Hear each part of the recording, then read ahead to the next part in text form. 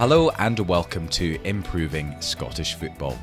My name is Kieran, and today on the podcast I'm joined by David Weatherston, who's an ex-professional footballer who played for the likes of Queen's Park, St Johnstone and Falkirk. David now lives in Norway and has become a bit of an expert on Norwegian football. So today on the podcast we're going to talk about what Scotland could potentially learn from Norwegian football. So in particular, how the hell are they producing the likes of Haaland and Odegaard?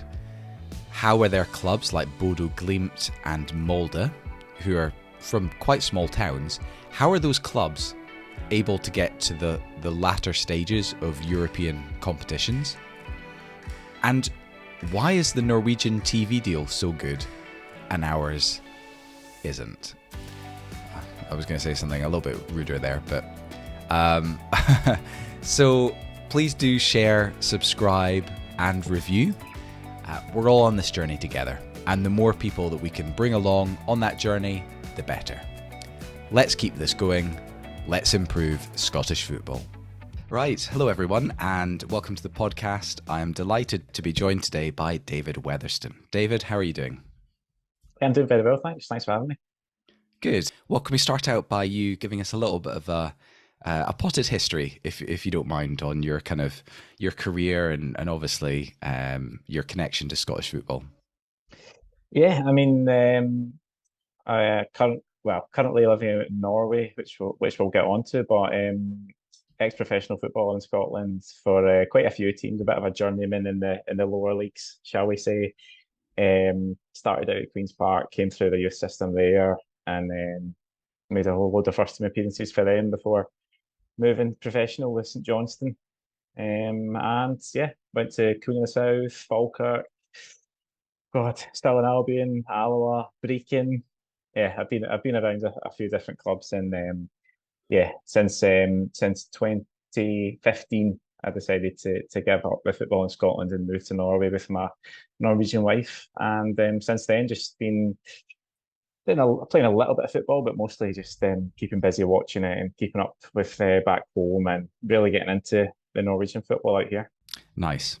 Well, one of the big reasons I wanted to get you on, David, is obviously being based in Norway.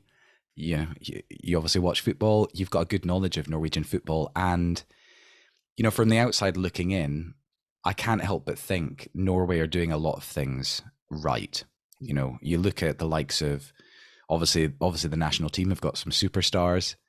Not that they're necessarily better in Scotland, of course, but they're obviously producing some really talented players. And then you've also got their clubs like Bodo Glimt and Molde, who are making proper inroads in kind of European competition, despite the fact they're effectively from like relatively small towns. Bodo Glimt is from a town the size of Perth, and I think Molde has got like 20. Smaller. It's like 25,000 or something. Yeah, it's a very small town. Yeah, incredible that these clubs are able to do what they do. And from the outside looking in, I'm like, what is the magic sauce that they've got going for them, that they can constantly put together some great results? Bodo, obviously the most famous one is beating Roma 6-1. It's incredible. And part of me just thinks, why can't our other Scottish clubs get to that level? So obviously we're going to kind of dig into all those things. That was a bit of a brain dump from me, but let's focus, I guess, on some big picture stuff. I would love to hear your take on like some of the big differences that you've noticed, between Scottish football and Norwegian football. I mean, the biggest difference, I guess, is the season that we play football in over here. It's a summer season. Season starts in April, finishes in about November. Completely different. I found it really, really difficult when I moved here to get used to it. I remember we'd start pre-season training in the first week in January, and looking ahead to when the first game was, I'm like, well, it's 3 months away. Like, what am I getting fit for just now? It's a really strange thing to get used to. Obviously, the winters here are a little bit different. A lot more snow, especially where I'm from. I'm about halfway up the country near Trondheim. A lot more snow than in Scotland. Colder, definitely. Darker as well. So I think that's probably the main difference is the season that they play, and another main difference is the facilities that we play on. Um, I know AstroTurf or artificial grass gets a really bad rep in Scotland. I think it's a necessity in Norway for a lot of the country. And even if you look in the top league, I can't remember exactly. I think it's 8 or 9 of the 16 teams in the top league play on artificial grass. Um, yes, there is a debate about it still, especially at the top level. But I think it's definitely, as you go down the levels, it's something that people just accept. It's necessary for training all year round to happen. And for clubs to be able to train on it, not just the first teams, but all the youth teams coming through as well. I think one of the big differences between Norway and Scotland is just geographically. The population's almost identical, but Norway's really big country, and a lot of the towns are kind of just dotted around. Quite a little space between towns, a lot of space between the cities, and I think what that leads to is a lot of clubs, local clubs that take in local players, and they're all part of it's kind of like a community club almost, and they all come through this club, and several age groups in each town, just playing football pretty much all year round, with maybe a break in the middle of the winter. The summer season, playing from April through to, what was it, November, did you say? Yeah, roughly. Yeah. Yeah. This has obviously been kind of mooted about for Scotland as a potential option. Do you think there's any kind of merit in it? Do you think it would be potentially good for us? Um, I'm not sure how it would work in Scotland. I think it's quite difficult to change. Just the number of games that we play in Scotland is completely different to over here as well. If I think back to my time playing, especially one season at Falkirk, we played we got to the Challenge Cup final. So that was, I think, 5 games. We got to the League Cup semi-final, so I think that was another maybe 5 games. I think we got through a couple of rounds in the Scottish Cup, and we played 36 league games. It's a lot of games. So I think we were in the region of about 50 games in a season, and to fit that into a summer schedule was very difficult. I think over here, there's 16 teams in the league. They play each other twice, 30 games. There's one cup. So yeah, that's definitely an issue. And also the weather's so unpredictable. Like you can get games called off all year round. Like it's happened. You see it happening in Scotland quite often. The game called off in April or a game called off in October. So it's really difficult. It is really difficult to try and fit that in. I can't see it changing, to be honest. I don't think it will ever change. Yeah, I don't think it will ever change. I mean, there'd definitely be a couple of benefits to it for sure. One being that the European qualifiers, clubs love to say, "Oh, the reason we're not qualifying for Europe is it's like our season's just begun.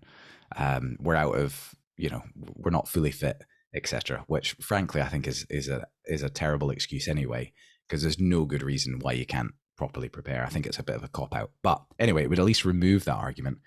The other thing is it could, with the English Premier League not being on, again, assuming there's no Euros or World Cup, you could potentially get more of the TV pool. So it could raise the profile potentially. But yeah, it's a tricky thing to change. Yeah. I think the TV is definitely one area where I'd like to talk about a little bit. I think it's something they do really well over here. Obviously, Scottish football is an absolute shambles. The TV deal. If you're not a fan of Rangers and Celtic, you'll get to see your team 4 times a year on TV. Maybe if you're lucky, you'll get a fifth one. If you're a Hibs and Hearts fan, you might get a couple of derbies. Just really poor. And sometimes they won't even show a game. at a weekend just because I don't know, they just can't be bothered, or there's too many good games down south or something. Just really disappointing. So I know it's something that it's been talked about in Scotland, the kind of deal that Norway has. Um, Basically, I can stream every single game. So I get TV2, which I think costs me about, I think it's about 350 kroners a month I pay. It's about 30 quid. And that gets me, I can watch every single game live or back in its completeness in the first two tiers. And also, I can watch, I'm not sure if I can watch them back, but I can definitely watch them live pretty much every game from the third tier and almost every game from the fourth tier. Wow. Completely included. A lot of the coverage isn't great, and like as you go down the tiers, like it's just like one camera and one camera and one commentator. But I think it's a fantastic way to show football. That's brilliant. Yeah. Mm. So did you say it was TV2? Yeah, it's TV2. Yeah, So so is that a linear TV2. channel or is it pay-per-view? TV2 is like ITV almost, but it's like a plus version of that. It's kind of like a, yeah, I guess, what would you say, like a kind of red button type version, but it's Okay, mostly, so it's kind of like it's like streaming. it's kind of like streaming. Yeah. Yeah. Okay. So probably not a million miles away from the whole centralized pay-per-view Yeah, thing yeah, absolutely. that we're Kind of trying to. what they did during COVID, almost a bit like that, except you could only buy for one team. Yeah.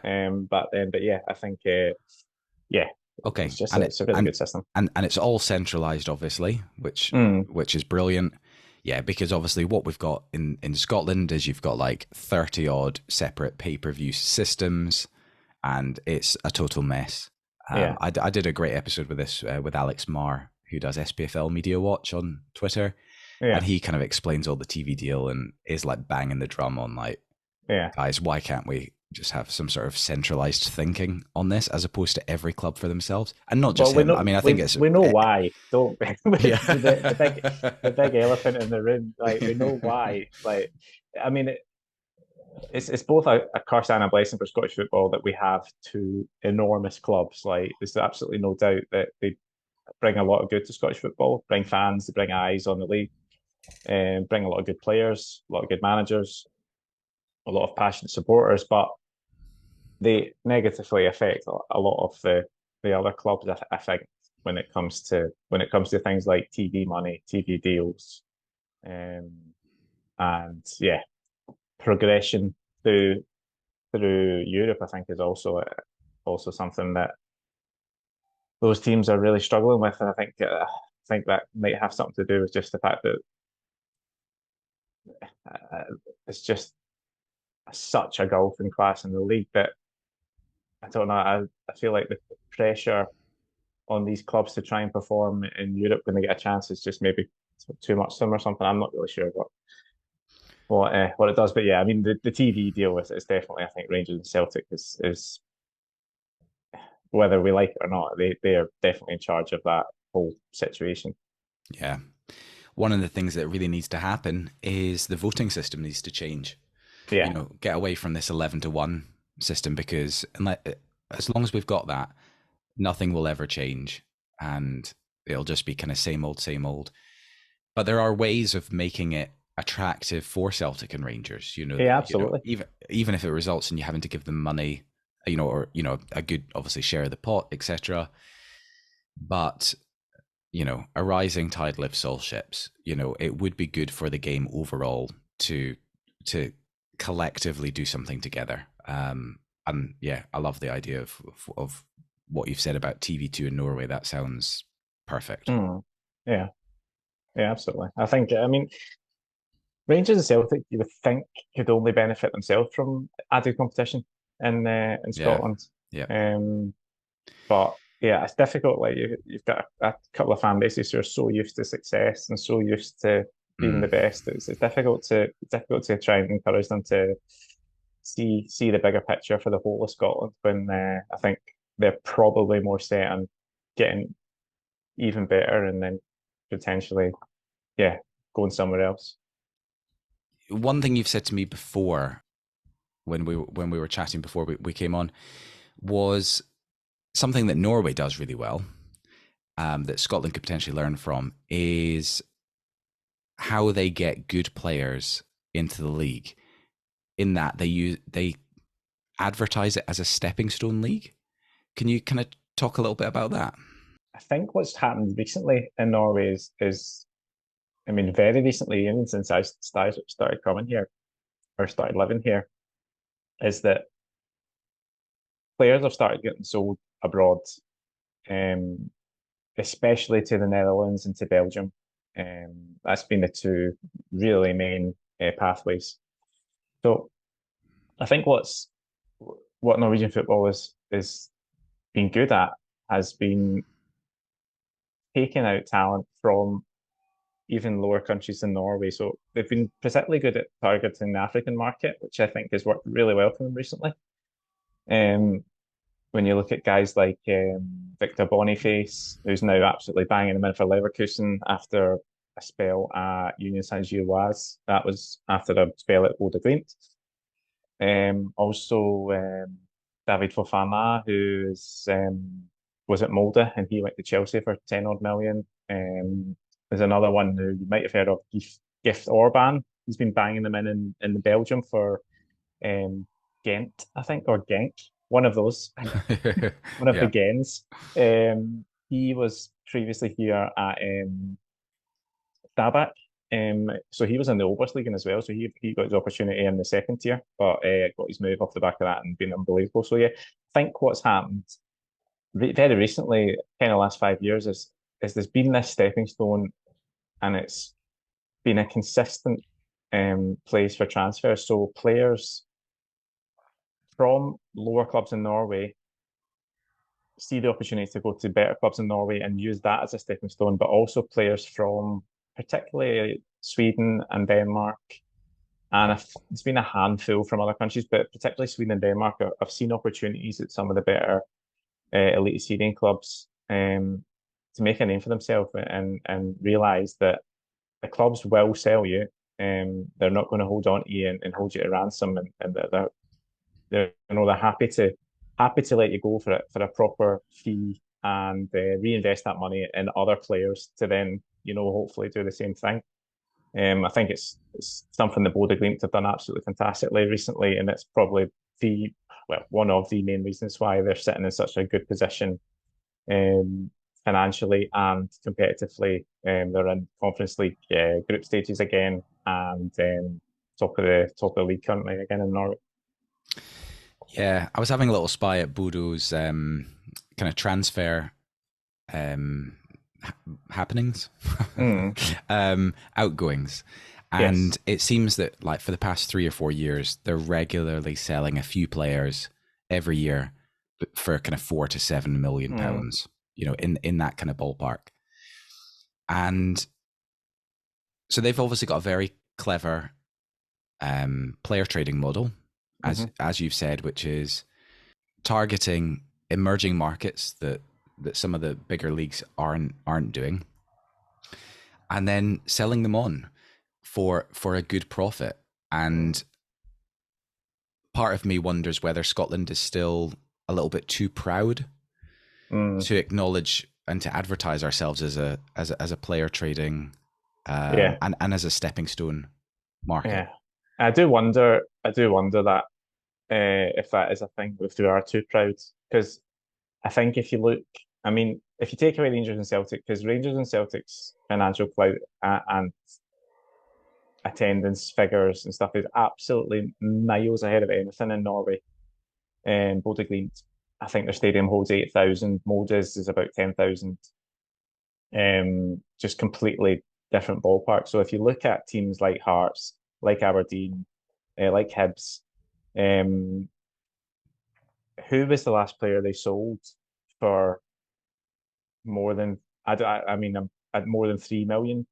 I don't know if that's a thing that's happened recently, but definitely nowhere near the money that guys like Eric Botheim, Bodø signed him in a free the year after they sold him for about €7.5 million. Hugo Vetlesen, they signed him for about 300,000 or 400,000 euros and sold him for about 8 million. 2 years later, yeah, just like I can't remember that ever happening in Scotland, apart from reading the Celtic, to Yeah. a player who comes into the league makes such an impression that a club goes, right, we'll sell you, but like we're going to make sure we get our money here. I feel like players like, I know this is probably a bad example, like, but Kevin Van Veen, was he one of the top scorers last year? How much did they sell him for? Like 150,000 or something, like 250,000 or something stupid. It was like, Yeah, I think it was about 500,000 maybe. oh, okay, 500,000. But like, if Yeah. I guarantee if he'd come to Norway and scored that many goals in the Elite Series, he would have been sold for upwards of 2 million. Just I think it's just a little bit because of what's happened recently, very recently, with players in Norway going for that price, but also just like Scottish football. I just don't think they don't value their players at all. But Mm-hmm. also, yeah, they don't advertise themselves as a stepping stone, which they absolutely should, because they have got the most lucrative league in the world just down the road. Whether we like it or not, the English league is the most lucrative league in the world. They're going to players desperate to go there. Scottish football should be like, come to us, we'll give you a year if you do really well. Like, there's a big league down south, they'll be desperate to take you if you score.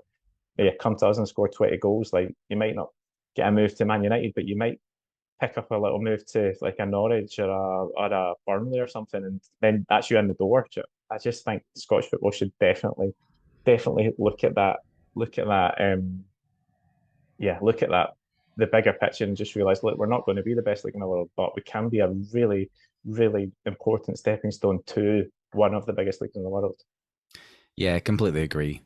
And when I'm talking about us still being a bit proud, I think it's still a legacy from like the 90s and early 2000s when we did have the likes of Gascoigne and Laudrup and Larson, where we could hold on to some of the world's best talents in our league. And it's probably something that still pains us, especially, I guess, those, maybe from a slightly older generation, to see us kind of fall away and no longer be considered, one of the world's major places to come and play football. Yeah. I wonder if Aberdeen are beginning to do things slightly better. I don't know if you've kind of had an eye on their transfer policy this year, but they seem to be signing a lot of really interesting young-ish talent from a lot of kind of Eastern European leagues, your Macedonias, Slovenia, Slovakia, and a lot of them they might be spending half £500,000 on, and also you've got the likes of Duke, etc., and Miovski. I think I wonder whether they've had a good think over the last year or so and really tried to adapt their strategy to try and sell more players in that kind of £4 to £7 million bracket that we were kind of talking about for Norway. I mean, they sold Lewis Ferguson for, I think he was under 3 million. He's absolutely doing brilliantly on the wing as well. I know, incredible. And Calvin Ramsey, I think he was about 4. But I'm wondering whether that's given them a taste for, actually, we should be trying to implement this player trading model. And I'm also going to talk about, this isn't just for the likes of Aberdeen and the rest of the SPFL, Celtic and Rangers. Again, they need to be targeting, every Scottish club should have a player trading model where every year Celtic and Rangers are looking to sell a Jota or an Abada for 20-25 million pounds, and it shouldn't be viewed as a bad thing to be losing our talent. It should be like, come to Scotland for 2 years, we'll give you a great platform, you can go play in Europe, you can improve under us, and then you will go with our best wishes.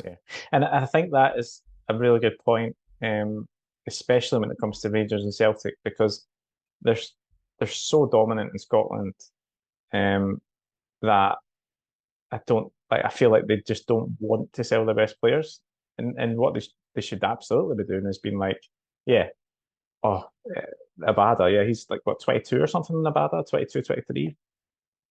he's had a couple of good years. I'm pretty sure if they wanted to, they could have sold him for a lot of good money. But they feel like Celtic and Rangers are so desperate to have that success now that they have to. The pressure is so intense to win the league and both cups, like to beat each other in the Old Firm. It's like nothing else. Like it's so important to win now that they just don't have that time to be like, oh yeah, Abada, brilliant, you've done brilliant for us. Off you go.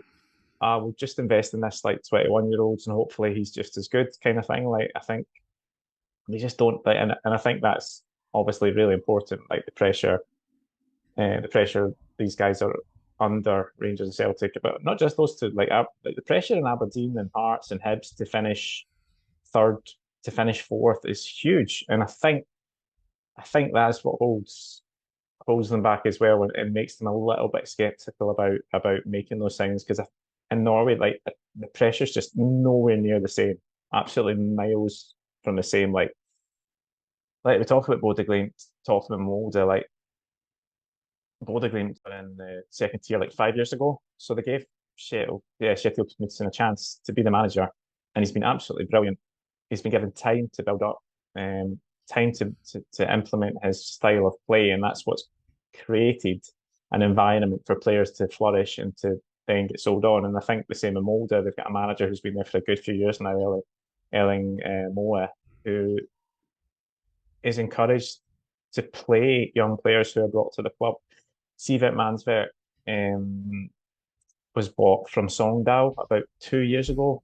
Next big thing in Norway, 18 years old. This guy's going to be good. Goes to Molde, which I think a lot of people were like, oh, I could have got something better. It's been brilliant for Molde for 2 years. He's just moved for 8 million euros to Ajax.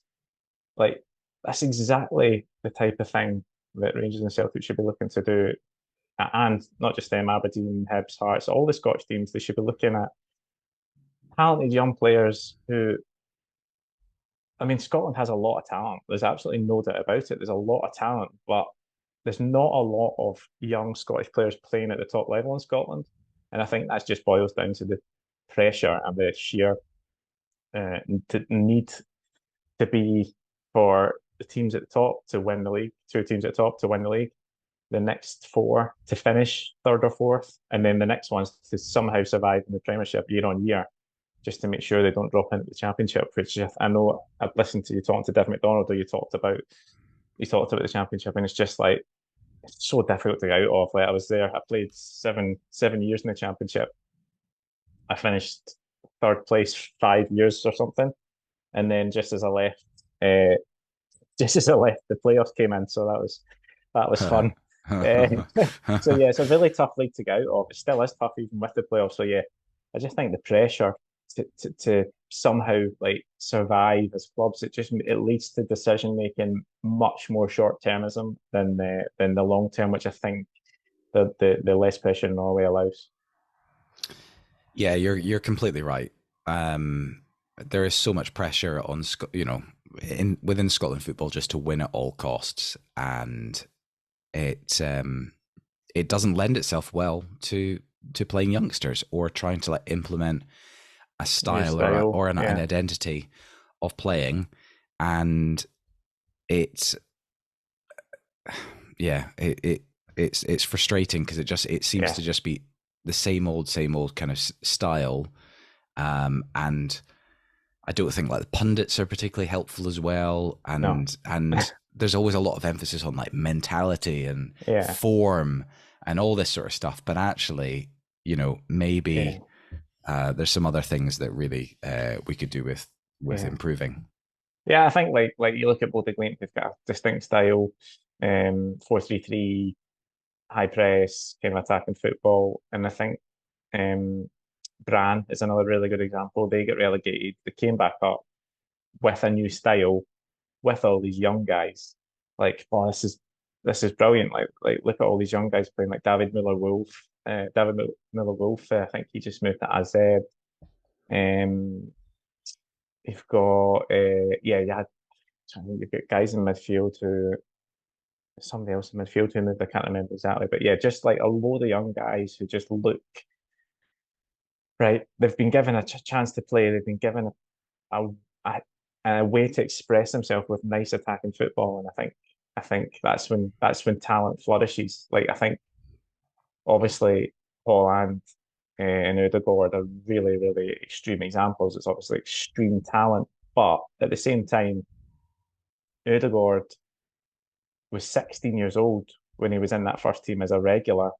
Like does that doesn't really happen in Scotland? I can't remember like that really happening that often. Maybe once or twice. It's been one or maybe one or two, but even then, like I don't remember them going on to great things like and Holland as well. Like just like Molde, one of the biggest clubs in the country, like as a 16, 17 year old. I think it was 17 when he was playing at Molde, just like in you go, son, like I can see you're good enough. Or at least I can see that you're going to be good enough.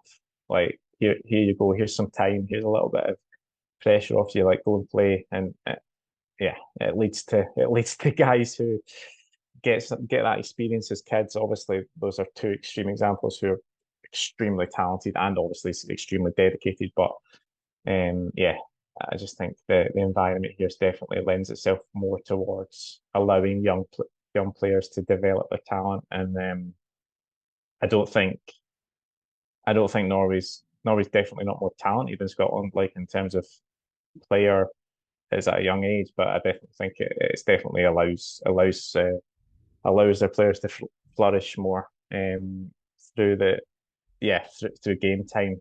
Um, Mm. yeah, I mean there Yeah. is obviously the old um, second teams. I don't know, Oh Colt yeah. team in Norway, which is obviously a massive Yeah. a massive talking point in Scotland, but it's something that it's something that I I don't hate. It's something that I think works okay in Norway. There is definitely issues with it, and there's definitely a lot of talking point about it. But it gives players an opportunity to play against men, which is from a young age, and I think that's got something to be said about it. Yeah. So, Competitive football as well. yeah. So you're saying the likes of Haaland and Odegaard are, when they were young, they were getting proper first team football in the Norwegian top flight, and there's no doubt that obviously helped them develop and be really. I mean, they're strong, right? That's Yeah, one of the key things about these guys. And when I say strong, I don't mean just like physicality, but like you can tell them, the mental side of the then game. no, Like, yeah, yeah. yeah, that there's no messing around, and these guys are top. I, in terms of 16-year-olds, actually one of the few Scottish potential success stories this year is Lennon Miller, I think, at Motherwell, Mm, because he's only 16 and he's playing pretty much every game. right. He's scored. He's doing incredibly well. So yeah, we just need to see more of this sort of stuff. Yeah, yeah, and yeah, we just have to hope the opportunities are there, and I think it comes as well with managers who are willing to play them. And I played with Stuart Kettlewell at Queen's Park, and he came through that Queen's Park system, which is absolutely well, it was when I was there. It's absolutely reliant on its youth system. 100% was reliant on us as young players getting into the first team and being good enough. Ketts was one of them. He was one of them who was good enough, and he was part of that team that got promoted, like with a whole bunch of guys who went on to play top level football in Scotland. Um, and I think he probably appreciates that how important that is, probably more so than other managers who maybe yeah didn't come up through that kind of system. Mm, yeah. You mentioned about obviously Bodo Glimt, um, and Bran and Mulder. You are obviously kind of highlighting the fact that they all have like quite clear identities and very specific styles of play, which is kind of inbred into their, into the club as a whole. Because again, Mm-hmm. this is another potential issue, is that we have a bit of a manager as God approach in Scotland. Yeah, Probably not just us, but it's your head coach really should you should be able to swap one out for the next one coming in, and your team continuing to still play a specific style of football, rather than someone comes in, Sean Maloney comes into Hibs and is going to, do a passing game. Scrap that.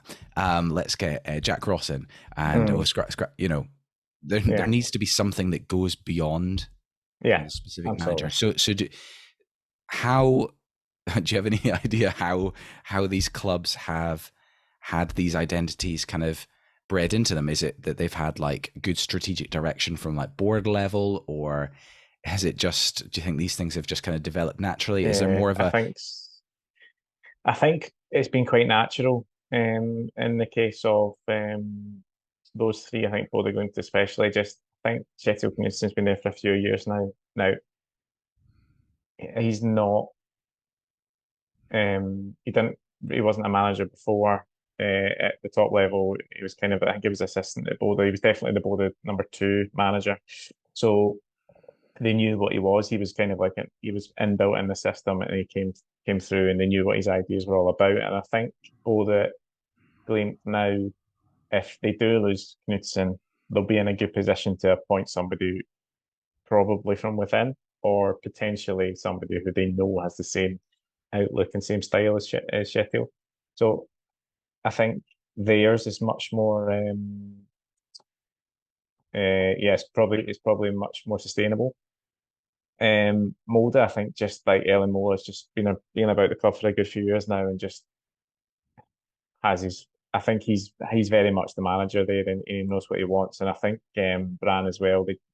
I think with Bran, a little bit different. They got relegated, and they realised, right, we need to do something. Like, we've just been hanging about relegation for a while. Bran's a massive club in Norway. It's one of the biggest clubs. They shouldn't have been relegated, but they were kind of flirting with it for a few years, and they went down. And I think at that point they were like, right, we need to do something here. This is not working in the long term. So they appointed Eric Horneland, and he's implemented this high pressing attacking football. And I hope that what it leads to for Bran is similar results to what's happened at Bodø, and that's like a sustainable model where they can impress that on the whole thing. I think quite a good like negative example of it recently is like it's been Rosenborg.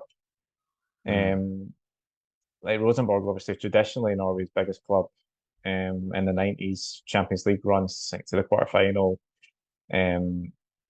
Financially the biggest club in Norway still, budget wise, but they've been stuck in a kind of, so Trøndelag, the region where I'm from, basically all the way through the 90s and up through the noughties and the 10s, it's been like a 4-3-3 has been like inbuilt in the whole region. Like everyone is playing a 4-3-3 because Rosenborg's playing a 4-3-3, and everyone is like building towards like this Rosenborg model. And I think they've just become so stuck in a like, we have to play 4-3-3 no matter what.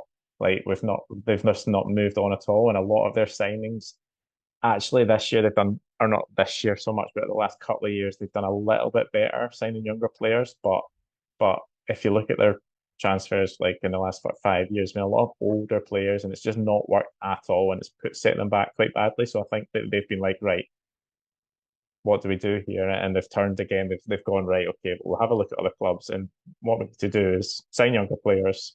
Hopefully we can sell them on, and we can build up from there again.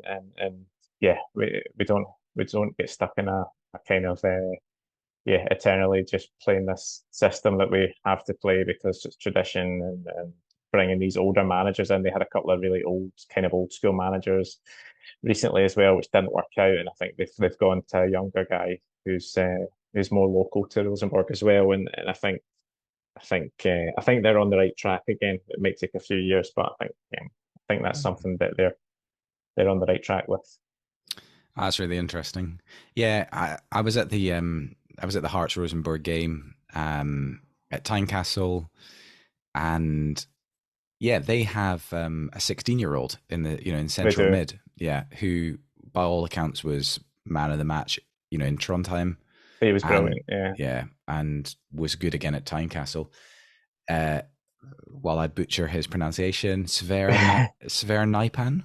Yeah, Sverre Nipan is Sver Naipan. 16, local boy, um, just extremely talented. But yeah, again, given the opportunity to play, he made his debut last season, when he was 16. He might have actually been 15 when he made his debut. I think it was. He was 15. He made his debut last season. Um, just extremely talented. But yeah, you don't see many 16-year-olds getting in, as you say, and especially not like for like Rangers and Celtic. Like the boy Doak, I think played a few times last year for Celtic. Um, and he's obviously looks like he's gone on to make a really big step, which is great for Yep. Scotland. Yeah. But yeah, Sverre Nipan is fantastic little talented footballer and looks like he's got the mentality for the big occasion. So hopefully he can kick on. I think as well that he just signed a new contract, and I think he's got a really good head on his shoulders, and hopefully, and he realizes as well like his opportunity right now is right here. Like he's got a great chance to play for Rosenborg for the next year, and if he does well, then he'll get himself a really good player. Mm-hmm. Talking about like good heads on shoulders, one thing I was reading about Bodo is that as well as obviously getting a lot of young players through, they also offer counselling sessions, and that's quite a key part of developing players, which I don't know if we really do that in Scotland. If we do, it's probably on a very individual basis, on a like needs must. But I love that side of things, because I think mentality obviously is so important, not just for football, but I think that's been really pushed up in Boulder by Knudsen. They're kind of bringing a psychologist on board, offering players mental like opportunities to talk about their personal problems and stuff, and I think that's been really pushed up there, which is a really good thing. I agree with you, and that's really important as well. I think it's important for all of us. There's so much good stuff that's kind of happening over in Norway, and thanks, David. You've kind of highlighted a quite quite a long list there of some interesting stuff. Honestly. I think like what just briefly, like one thing that is so good here that I really drives me mental back home is just like the accessibility of pitches. For like I can walk 2 minutes down the road. I've got like a wee 7-a-side pitch, which is just open, AstroTurf, goals are up, 7-a-side goals are up, nets and everything. I could walk down to Levanger, who are a third tier team here. They're just about to get promoted actually to the second tier. I could jump on the pitch and kick a few balls in at the goals if I wanted, like during the day, like not a problem. Like it's just everything's just open. Like go and play football. Really? Yeah, go and play football. It's not a problem. Like wow. Yeah, it's something that really annoys me about Scotland, which is like seeing all these locked gates and lack of opportunities for guys. Like I know we talk about people who don't really want to go out and play football, but I do think if you had the opportunity to go out, let's just say, I don't know, who's got an AstroTurf pitch? Kelly, like maybe it's a bad example. Kelly's maybe a little bit too big, but if Kelly had like a training pitch beside the ground and kids could just go on and kick balls into the goals during the day, I think that would encourage kids out of the house a bit more than just jumpers for goalpost situation. Oh, that's really interesting. Okay, and so they don't. I mean, do you have things like kind of like power leagues and like proper five-a-side stuff that? No, not at all. So if you wanted to play five-a-side with your mates, you would literally just walk on to like a local AstroTurf. You could do that, yeah. I think there is the opportunity to like rent out like space on the pitch, like play across the pitch. But if it's empty, yeah, you can just jump on. Wow. Yeah. Well, we've got such a history of no ball games, that sort of stuff. Yeah. I mean, just a quick personal anecdote. I live on a kind of on a development, and we've literally outside my house, we've got a lovely big patch of grass, which is perfect for playing football. And some kids were out playing football, and someone wrote a letter to like the factor who controls it and says, in the deeds, there's no ball games allowed on the thing. And it was like, what on earth? Like how sad do you need to be to try and stop kids playing? I know, seeing joy in kids and being like, oh God, it's not that. Immediately get that. kick that in the butt. Yeah, that's really sad. That is really sad. Yeah. Well, we won out in the end. Everyone kind of jumped on on this That's good. bandwagon and made sure that they felt ridiculous for complaining about kids playing. Um, but anyway, I digress. So a final thought for me, I just would love to see Scotland, looking abroad, looking at the likes of Norway, and just cherry picking some of the best stuff that is happening. Obviously, not taking on everything that Norway's doing, but there's loads of good stuff. And I'd also love to see some more Scandinavian coaches come to Scotland as well. It surprises me that we've only really had, in the past 15, 20 years, Ronny Deila, right? He's kind of the only guy who's come across.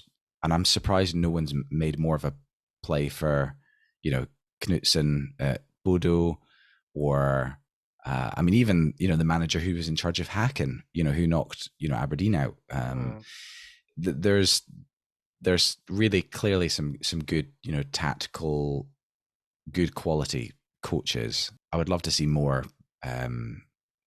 some new ideas, shall we say? And I know that Aberdeen were apparently interested in bringing the Lillestrøm manager, Geir Bakke, across. He's actually just moved to Vålerenga, but Aberdeen apparently were interested in him, but that didn't materialise, and they went to the tried and trusted of someone in the house who has, made a good impression as a caretaker. Someone who knows the club. Yeah, it's going really well. Which is the most important thing in Scotland football. Yeah, in Scottish football.